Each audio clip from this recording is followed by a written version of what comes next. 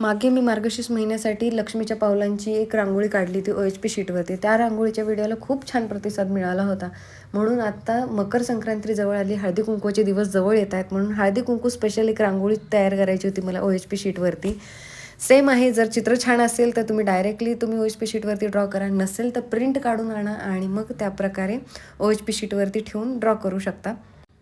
50-30चा ratio घ्यायचा, 50% glue घ्यायचा आहे आणि 30% घ्यायचं पाणी. व्यवस्थित मिक्स करायचं. OHP शीटवरती पहिला लेअर द्यायचा ग्लूचा आणि मग द्यायचा रांगोळीचा. रांगोळी कधीही चहाच्या गाळणीनेच टाकून स्प्रेड करायची, त्यामुळे काय होतं की छानपैकी इव्हनली बसते ती. फर्स्ट कोट ड्राय झाल्याच्या नंतरच सेकंड कोट द्यायचा. याच्यामध्ये कुठल्याही प्रकारची घाई करायची नाही, नाही तर रांगोळी व्यवस्थित सेट होत नाही, बसत नाही. आणि टिश्यू पेपरने जेंटली त्याला प्रेस करून घ्यायचं.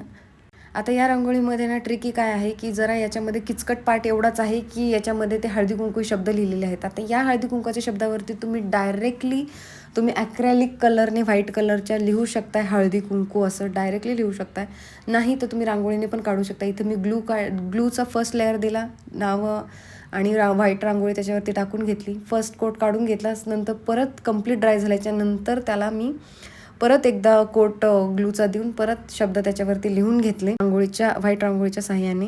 पण काय झालं की याला माझ्याकडनं गॅलरीत ठेवलं गेलं, त्यामुळे पूर्ण ह्याच्यावरची डस्ट बसली व्हाईट रांगोळी जेवढी होती त्यावर. म्हणून मी याच्यावरती आता काय केलं की त्याला मी परत ॲक्रेलिक कलरनी त्याच्यावरती ड्रॉ करते. त्यामुळे आता ही रांगोळी खूपच छान दिसते. तर तुम्ही पण नक्की ट्राय करा आणि काही क्वेश्चन असेल तर कमेंट बॉक्समध्ये विचारू शकता. Thanks for watching. बाय.